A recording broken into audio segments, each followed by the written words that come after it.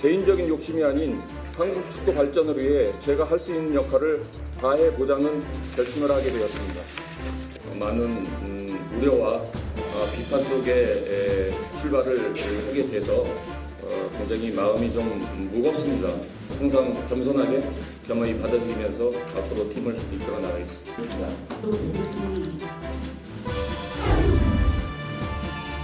자, 90도 사고한 홍명보 감독 오늘 목표를 제시했습니다. 월드컵 16강 이상 가겠다라는 목표를 제시했습니다. 오늘 홍 감독의 기자회견이 주목받는 이유는요. 선임 때부터 논란이 시작됐죠. 도대체 무슨 과정을 통해서 어떻게 임명이 된 것이냐. 그 임명 과정이 적합한 과정 걸친 거 맞느냐. 비판이 쏟아졌습니다. 그리고 여러 논란이 시작됐죠. 오늘 그 끝에 오늘 기자회견을 가진 건데요. 저런 얘기를 했군요.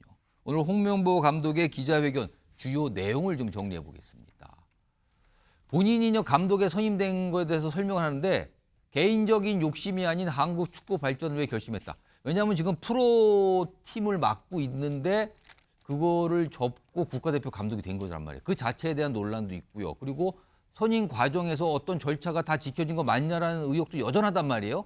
근데 그 과정에 대해서 저의 선택이 실망감들어 죄송하지만 개인 욕심 아니고요. 한국 축구 발전을 위해서 그렇게 한 겁니다라는 설명. 그리고요. 2026년 북중미 월드컵에서 16강 이상의 성적을 내겠다는 목표 설정까지 오늘 내놨습니다. 이유미 작가? 네.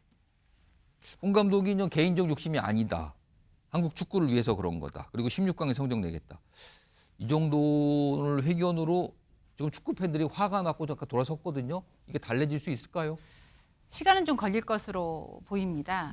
당연히 감독 입장에서는 본인이 축구로서 뭔가를 보여주겠다라는 출사표를 던질 수밖에는 없었을 텐데 예. 축구 팬들이 화가 난 이유가 사실 울산 감독을 하면서 나는 절대 대표팀 감독에 갈 일이 없다. 팬들 걱정하지 마시라 이런 얘기를 거듭해서 했는데 며칠 사이에 마음을 바꾸고 대표팀 감독을 맡겠다라고 선언을 했거든요. 그 부분을 지금 그런데 비판을 의식해도 개인적 욕심이 아니다는 부분을 강조한 거고. 네, 맞습니다.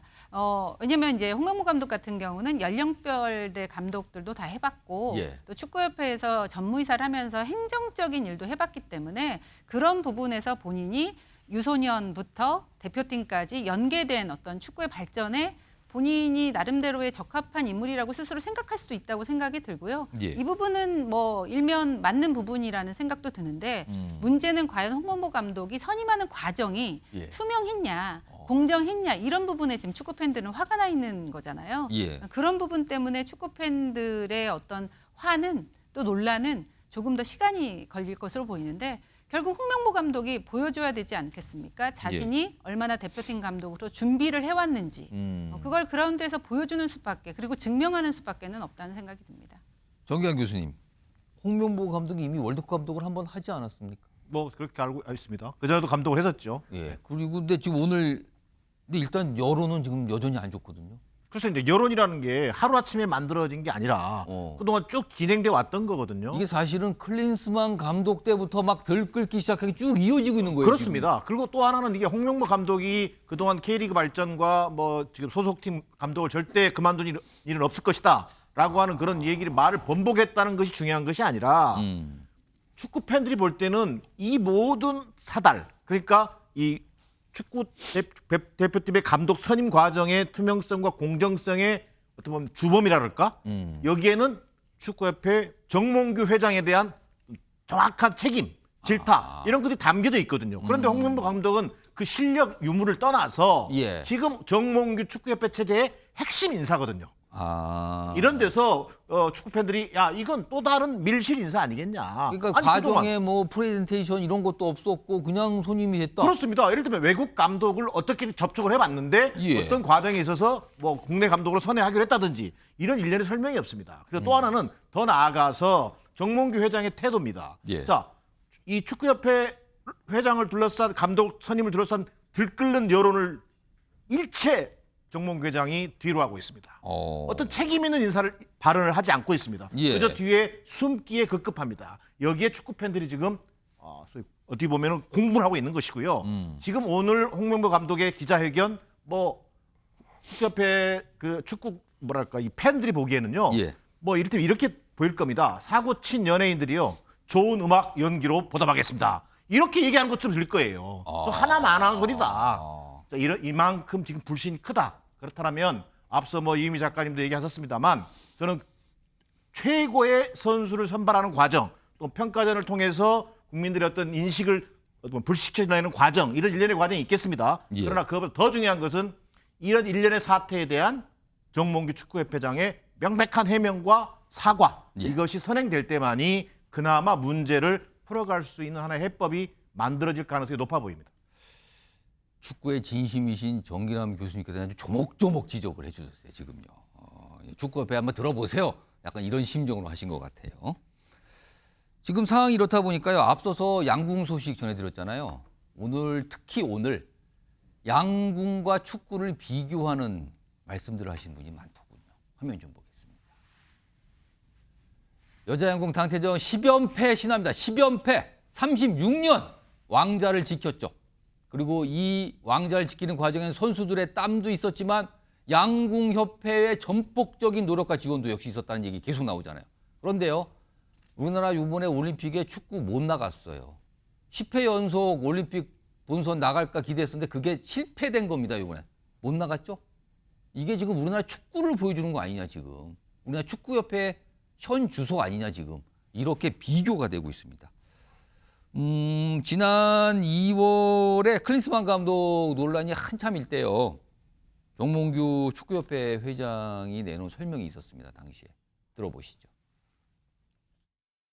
축구 대표팀을 운영하는 조직의 수장으로서 저와 대한축구협회에 가해지는 비판과 질책을 겸허히 받아들이면서 사과의 말씀을 드립니다. 클린스만 감독은 대표팀의 경쟁력을 이끌어내는 경기 운영, 선수 관리, 근무 태도 등 우리가 대한민국 대표팀 감독에게 기대하는 지도 능력과 리더십을 보여주지 못했습니다. 저런 설명이 좀 있었는데 이유미 작가. 양궁과 좀 비교하시는 분이 많더군요. 그럴 어떻게 봐야 수밖에 없잖아요. 지금 우리나라 국민들이 가장 중요시하는 요즘의 모토라고 하자면 형평성, 공정 이렇게 꼽을 수가 있을 텐데 양궁 같은 경우는 정말 공정한 시스템이 돌아가는 체계적인 시스템 내에서 대표가 선발되고 예. 뭐 양궁 같은 게 예를 들면 이렇습니다. 혼성 경기를 나설 때 뭐 컨디션이 좋은 사람 남자 여자를 뽑아서 나가는 게 아니에요. 랭킹 라운드를 하면 거기 랭킹 라운드에서 가장 높은 순위 있는 남녀 한 명씩이 나가게 돼 있거든요. 그러니까 대표팀 내에서도 경쟁을 하는 거죠. 그걸 올림픽 와서 정합니다. 그러니까 그런 식으로 시스템에서 돌아가는데 예. 지금 이제 축구협회를 보면 뭔가 시스템이 무너졌다는 생각이 들잖아요. 클린스만 감독을 선임하는 때부터 물론 예. 정 회장께서는 이 시스템 하에 벤투 감독을 선임할 때와 똑같은 시스템을 했다고 하지만 여러 가지 나오는 이야기들을 보면 절대 그렇지 않다는 걸 우리는 알게 되는 사안들이 많았었죠. 그러니까 시스템이 무너졌고 그런 다음에 뭐 국내파로 가겠다고 했다가 여론에 밀려서 아니라고 했다가 다시 임시감독 체제로 황선홍 감독을 갔다가 결국 올림픽도 우리가 못 가는 그런 상황이 됐기 때문에 시스템이 무너진 것들, 공정하지 못한 것들 이런 것에 대해서 비교를 하면서 비판하는 목소리가 나올 수밖에 없다고 생각이 듭니다. 그러니까 축구 팬들이 뭔가 불만을 가지면서 양궁을 바라보고 있는 상황이에요. 지금요. 화면에 있습니다. 이런 얘기들 축구 팬들이 하신답니다. 제목이 양궁협회가 부러운 축구 팬들 이렇게 돼 있죠.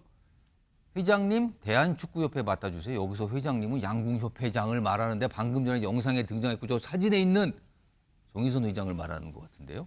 그리고 정의선 열정축구 통했다면 아시안컵 결승 같다. 약간 뭔가 가정을 좀 해보고요. 보고 있나 정몽규 회장 축협아 본받아라 이렇게까지 쓰시는 분들이 있군요. 반응이 이렇습니다. 축구 팬들의 반응이요. 근데요. 지혁신 변호사. 네네. 이런 상황에서 정몽규 회장이 회고록을 냈다고요? 뭐 본인의 30년 축구 인생을 담은 회고록을 냈다는데 이게 무슨 말입니까? 제목이 축구의 시대래요. 그런데 이제 정몽규 회장이 예. 자기가 이제 정몽규 회장이 사람들 잘 모르시는데 예. 현대자동차 회장을 34살 때 했었어요. 그러다가 이제 39살에 물러났는데 어쨌든 현대자동차 회장했죠. 그다음에 현대산업개발 회장이란 말이에요. 예. 그룹 경영의 인사이트를 축구에 접목했다. 그다음에 정몽규 회장이 단순히 이제 구단도 갖고 있어요. 그 부산 아이콘스 구단주이기도 하고 프로축구연맹 총재이기도 하고 축구협회 회장을 2013년부터 하고 있어요. 축구계에서 활동을 오래 한 건 맞군요. 그렇죠. 그러니까 축협 회장만 지금 11년째 하고 있는데 예. 이렇게 자신의 축구 인생 30년을 회고한다라고 막 자랑을 했는데 예. 그 내용을 갖다 보면 그 지난 아시안컵에서 우리나라의 국가대표 진짜 국보급 축구 선수 2명이 갈등을 일으키지 않았습니까? 그런데 그 손흥민, 이강인 갈등을 은폐했던 정황이 있었는데 예. 그것도 거기에 대해서 은폐할 생각 없었다.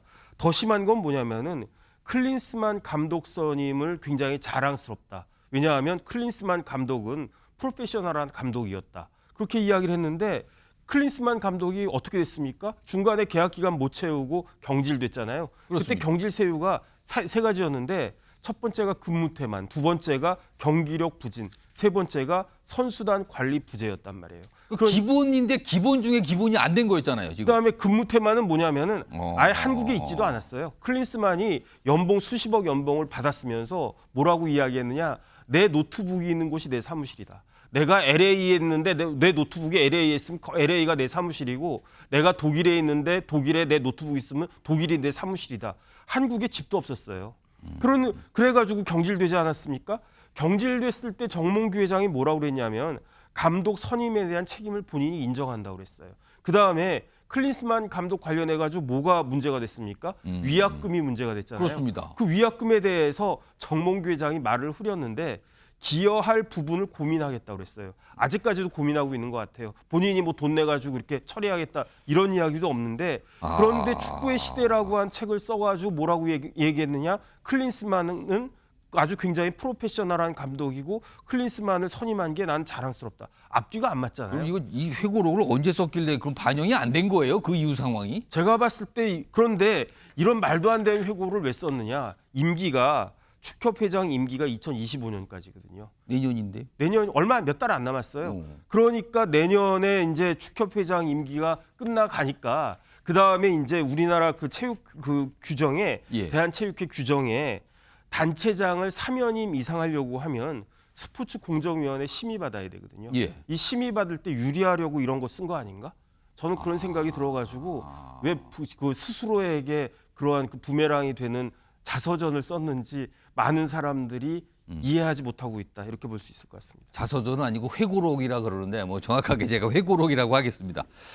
물론 본인이 축구계 오래 활동했기 때문에 쓸 수 있어요. 그런 활동 내역에. 근데 지금 분위기만큼 여러 가지 좀 얘기가 좀 나오네요.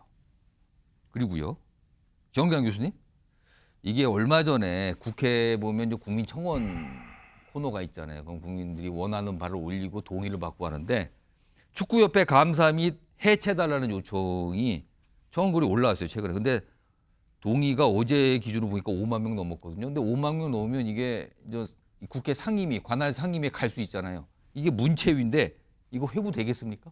지금 회부가 불가피한 상황으로 보입니다. 이미 불가피하다. 청원 동의 요건을 갖췄고요. 5만 예. 명 이상이 동의했기 때문에 더 나아가서 지금 또 하나가 추진되고 있죠. 그것은 뭐냐면 이 청원과 더불어서 결국 정몽규 회장 사퇴에 관한 청원도 지금 시작됐어요. 그것도 지금 13,000명인가 넘어선 걸로 아는데 이것도 아마 5만 명이 넘을 가능성이 있어 보입니다. 그러면 이 두 건 자체가 상임위에 회부돼서 지금 축구협회에 관계된 여러 가지 이슈에 대해서 감사 또는 청문을 하게 되는 절차를 갖게 될 것으로 보입니다. 근데 앞서 얘기 나왔던 것처럼 자, 이 와중에 웬 회고록이냐라는 얘기 있었지 않습니까? 자, 정몽규 회장 저는 이해할 수 없는 게요. 정치로 따지면 정무감각 제로입니다. 지금 축구 팬들의 어떤 그 비판적 여론이 들끓고 있는 상황에서 그저 책을 발행한 거란 말이에요. 이건 오히려 매맞는 격이다 내놓고. 자, 그런데 왜 냈냐? 저는 두 가지로 보여집니다. 다음 축구협회장 4연임에 관심이 많다. 오로지 자기중심적 사고밖에 못 한다는 거예요. 자, 이러다 보니까 여론이 지금 굉장히 비판적으로 돌아서고 있는데 정치라는 게 뭡니까? 정치권도 역시 결국은 비판적인 국민 여론이 들끓면서 문체위에서도 정몽규 회장에 대한 청원, 이 절차에 의해서 아마 국회 감사 청구에 나서게 될 것으로 보여집니다. 자, 그런데 여느 국정감사 때마다 정몽규 회장 문체위라든가 환노위에 불려 나와야 됐었습니다. 예. 단 한 번도 나온 적 없습니다. 또 이번에도 아마 오리발 내밀 겁니다. 이런 것들을 국민적 비판 여론을 감안해서 정치권이 정몽규 회장에 대한 분명한 어떤 입장을 보여줄 필요가 있어 보입니다. 자, 축구 얘기까지 전해드렸고요.